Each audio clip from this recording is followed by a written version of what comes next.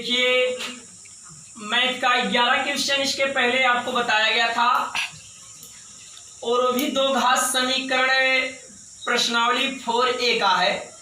11 question आपको बताया गया था और 3 दिन का अवकाश होने के कारण आज पुनः आपको 12वां क्वेश्चन बताया जाएगा। तो ध्यान दीजिएगा भाई, आपको बता दिया गया, क्वेश्चन दिया गया है, एक आयताकार भूखंड का क्षेत्रफल 528 वर्ग मीटर है और क्षेत्र की लंबाई इन ब्रैकेट में मीटरों में और बताया गया चौड़ाई के दोगुने से एक अधिक है। तो हमें भूखंड की लंबाई और चौड़ाई ज्ञात करना है। क्वेश्चन पर ध्यान देना आप सभी को, और ध्यान देंगे तो कन्फर्म आ जाएगा।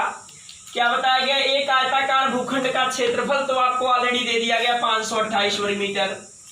क्षेत्र की जो लंबाई है वह चौड़ाई के दोगुने से एक अधिक है, चौड़ाई के दोगुने से एक अधिक है। तो बताया गया आपको भूखंड की लंबाई और चौड़ाई ज्ञात करना है। तो हमने मान लिया बाबू कि माना, ध्यान देना, माना भूखंड की चौड़ाई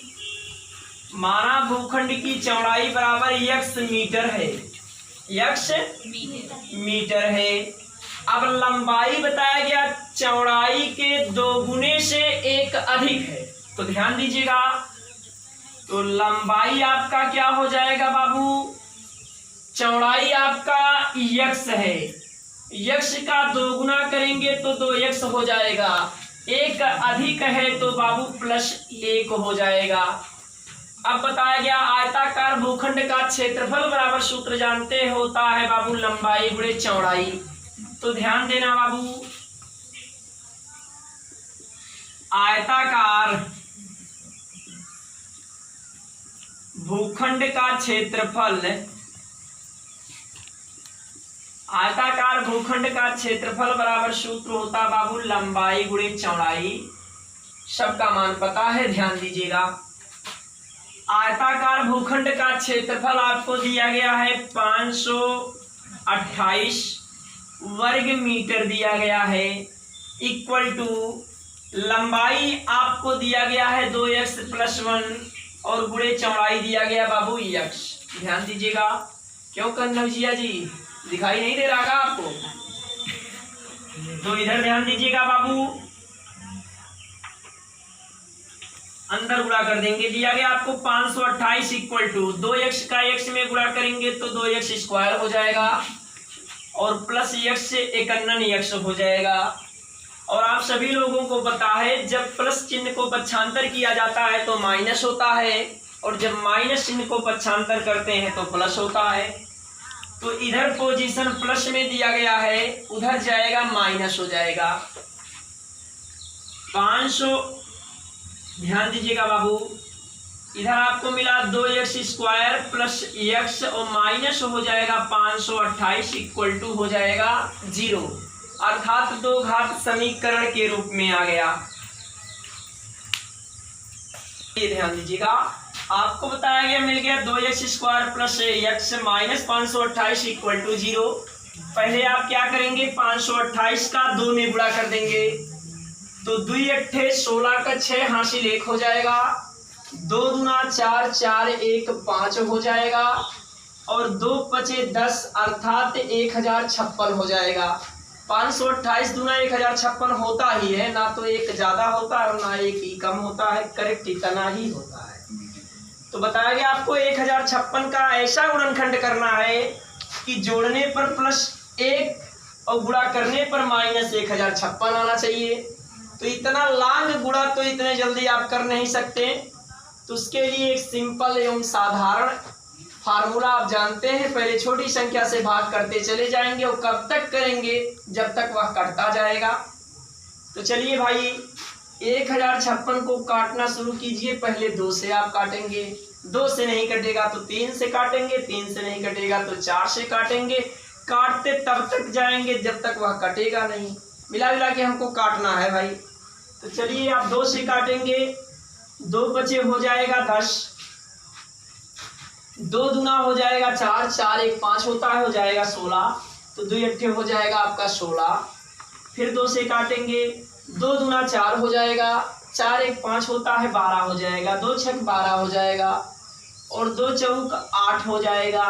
फिर 2 से कटेगा, 2 एक अन्नन 2 हो जाएगा और 2 तिहाई 6 हो जाएगा, 2 दूना 4 हो जाएगा।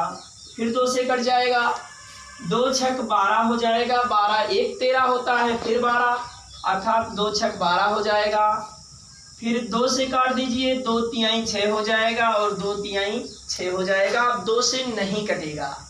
अब क्या कर लीजिए, इधर देखिए गुणा करने पर क्या आता है, 2 दूना 4, 4 दूना 8, 8 दूना 16 और 16 दूना 32। तो गुणनखंड आपको मिल गया 33 और 32, क्योंकि 33 में से 32 घटाएंगे तो +1 आएगा और +33 गुणे -32 करेंगे तो -1056 आएगा, जो यही लाना था हम लोगों को बाबू। तो गुणनखंड आपको मिल गया 33 और 32।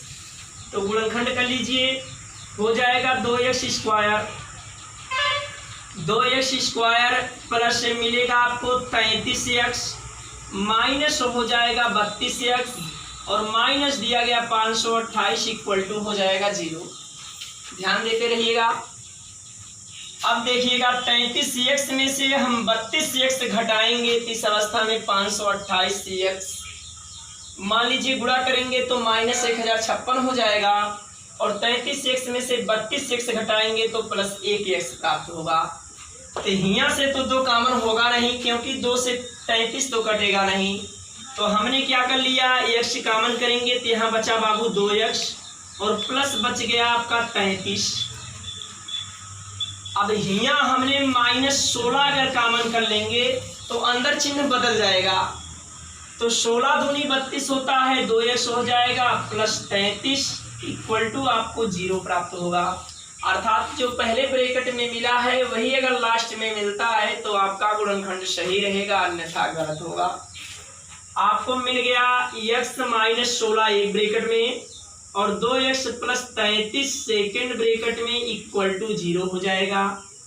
x -16 बराबर 0, तो x बराबर 16 मिल जाएगा। और दूसरा है 2x + 33 इक्वल टू 0, इधर पोजीशन प्लस में उधर जाएगा माइनस, अर्थात 2x बराबर आ जाएगा -33, तो x बराबर आ जाएगा -33/2। एक पद माइनस अर्थात ऋणात्मक में आने के कारण अमान्य है, अतः इसे यहीं छोड़ दिया जाएगा। तो हमें ज्ञात करना है लंबाई और चौड़ाई। तो x का वैल्यू निकल गया 16 और चौड़ाई माने हैं आप x, अर्थात आ जाएगा 16 मीटर। और लंबाई आपको बताया गया चौड़ाई के 2 गुने से 1 अधिक है, अर्थात 2x + 1 है। x का मान 16 निकला है तो x के स्थान पे रखेंगे 2 गुणे 16 + 1, अर्थात भागु योग के नियम से पहले भाग किया जाता है, गुणा किया जाता है, जोड़ा जाता है, फिर घटाया जाता है।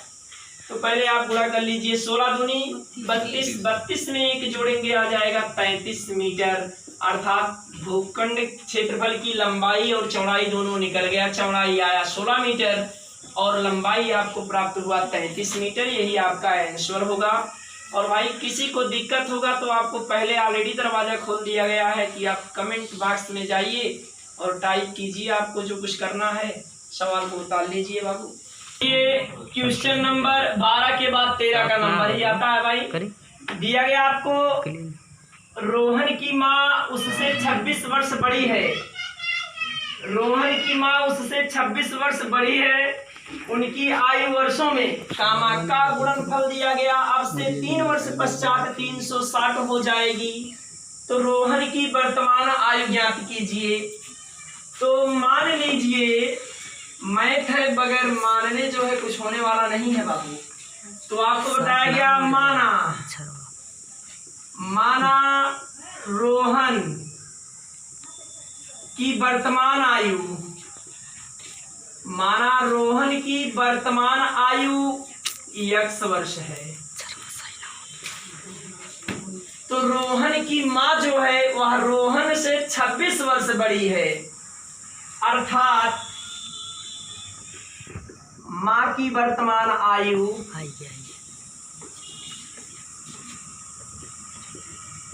माँ की वर्तमान आयु हो जाएगा x प्लस कितना 26 वर्ष हो जाएगा। रोहन की माँ जो है वो अपने बेटी से 26 वर्ष बड़ी है, तो हमने मान लिया रोहन की वर्तमान आयु x वर्ष है, तो भाई सिंपल सी बात है उनकी माँ की आयु x प्लस 26 वर्ष हो जाएगा। अब बताया गया 3 वर्ष पश्चात माने होता है बाद, अर्थात 3 वर्ष पश्चात रोहन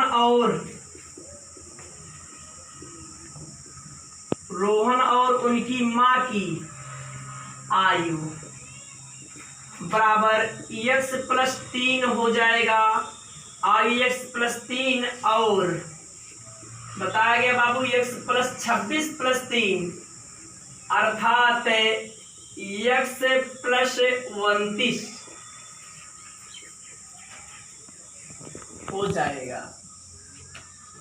भाई 3 वर्ष पश्चात रोहन की आयु x प्लस 3 हो जाएगा और 3 वर्ष पश्चात उनकी माँ की आयु x प्लस 26 दिया गया है। 3 ऐड करेंगे तो भाई x प्लस 26 प्लस 3 अर्थात x प्लस 29 वर्ष हो जाएगा। कहने का मतलब ये है जब आज आपकी आयु 26 वर्ष है तो 3 साल बाद आपकी आयु कितना होगा 29 वर्ष होगा, कंफर्म है। तो वही 26 में 3 जोड़ दिया गया है। अब दोनों का गुणनफल दिया गया है, गुणनफल माने होता है गुणा, तो दोनों का गुणनफल अर्थात x प्लस 3 और x प्लस 29 का गुणनफल माने x plus 3 into x plus 29 equal to आपको दिया गया 360। अब गुणा कराइए, आंसर तुरंत प्राप्त कीजिए। थोड़ा सा ध्यान दीजिए बाबू, x का x में गुणा करेंगे तो हो जाएगा x स्क्वायर, प्लस का चिन्ह है तो प्लस, 29 का x में गुणा करेंगे तो हो जाएगा 29x, प्लस है तो प्लस 3 का x में गुणा करेंगे तो हो जाएगा 3x, फिर प्लस प्लस का चिन्ह आपको दिया गया बाबू प्लस, 29 में 3 से गुणा करेंगे। अगर डायरेक्ट गुणा नहीं कर पा रहे हैं तो आप पहले 3 का 9 में गुणा करेंगे तो 3 9 27 के साथ वाकियत अर्थात हासिल 2, और इस अवस्था में 3 दूना 6, 6 2 हो जाएगा आपका 8, 3 9 27 के साथ हासिल 2 और बताया गया 3 दूना 6 2 8 इक्वल टू आपको दिया गया है 360। अब यहाँ देखिएगा बाबू, x स्क्वायर प्लस 29x में 3x जोड़ेंगे तो 29 3 हो जाएगा 32x, और प्लस आपको 87 दिया गया है बराबर 360 भी दिया गया है। अगर आपको छोटी संख्या से बड़ी संख्या घटाने में प्रॉब्लम होती है तो पहले आप बड़ी संख्या छोटी संख्या को पक्षांतर कर दीजिए, तो आपको मिलेगा क्या, x square plus 32x equal to हो जाएगा 360 माइनस 87।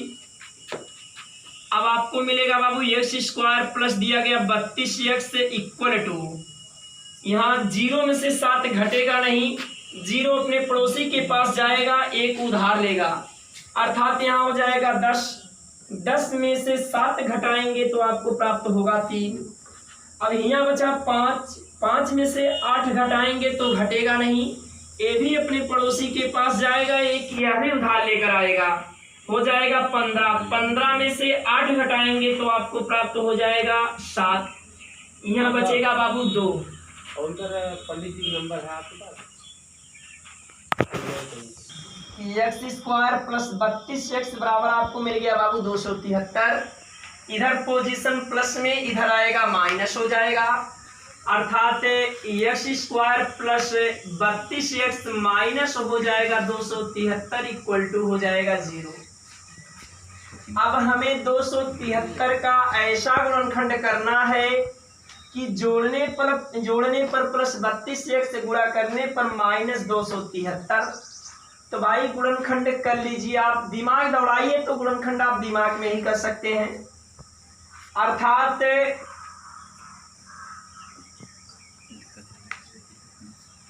39 और 7, 39 में से 7 घटाएंगे तो 32 प्राप्त होगा। 39 का 7 में गुणा कर लीजिए, देखिए अभी आपको 273 भी प्राप्त होता है। 7 9 63 के 3 हासिल 6 और 7 त्रिक 21, 21 और 6 हो जाएगा 27 अर्थात 273। तो गुणनखंड कंफर्म हो गया। 39 और कितना है 7 है।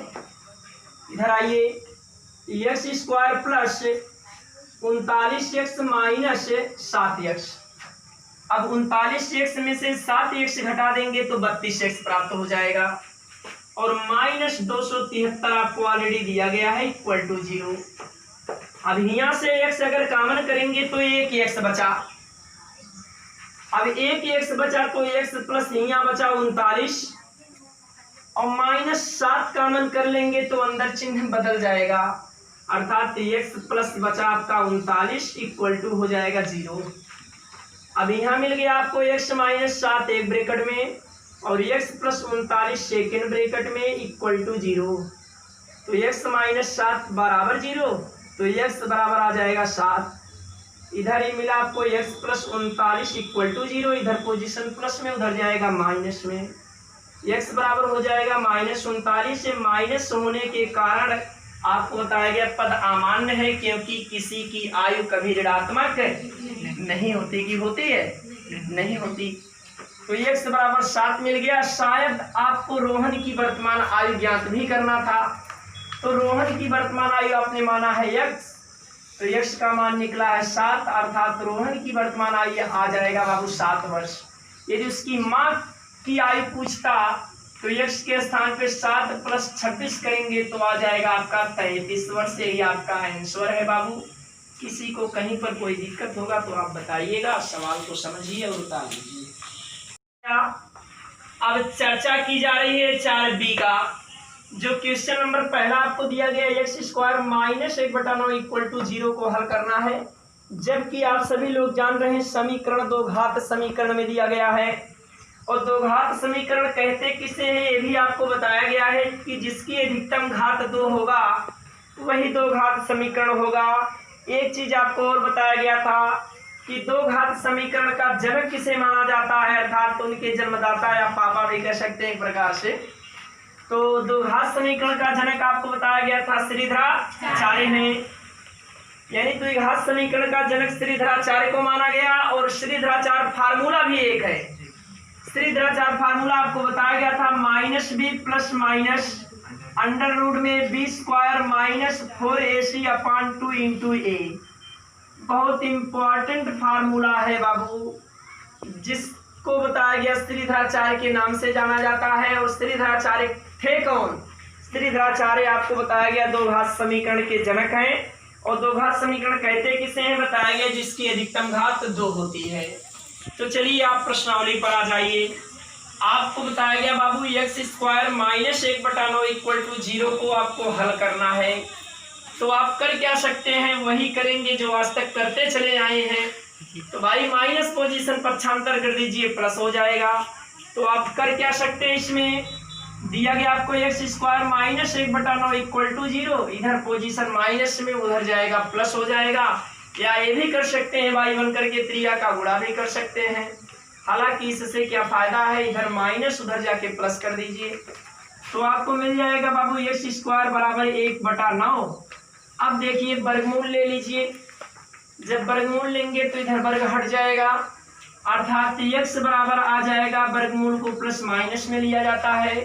1 का वर्गमूल 1 ही होगा और 9 का वर्गमूल 3 होगा अर्थात x का वैल्यू प्लस माइनस 1/3 प्राप्त होगा। पहला आंसर। तो आपको दिया गया बाबू 3x स्क्वायर माइनस 18 बराबर 9 को हल करना है। तो आइए अपने आप फार्मूले पर, जिसे आप एक प्रकार से रूल भी कहते हैं, अगर रूल से आप चलेंगे तो मैथ कंफर्म कभी गलत नहीं होगा। तो ध्यान दीजिएगा, क्वेश्चन आपको दिया गया है 3x स्क्वायर माइनस 18 बराबर दिया गया 9। आपको पहले से बताते चले आए हैं बाबू कि जब माइनस पद को पक्षांतर किया जाता है तो वह प्लस होता है और जब प्लस को पक्षांतर करते हैं तो माइनस होता है। तो हमने क्या कर दिया, यानी हम लोग मिलकर क्या कर दिया जाए भाई, हम ही नहीं आप लोग भी हैं शामिल। अब इधर पोजीशन माइनस है, अगर इसको पक्षांतर करेंगे उधर जाके प्लस हो जाएगा तो आधा परेशानी तो ऐसे सॉल्व हो जाएगा भाई।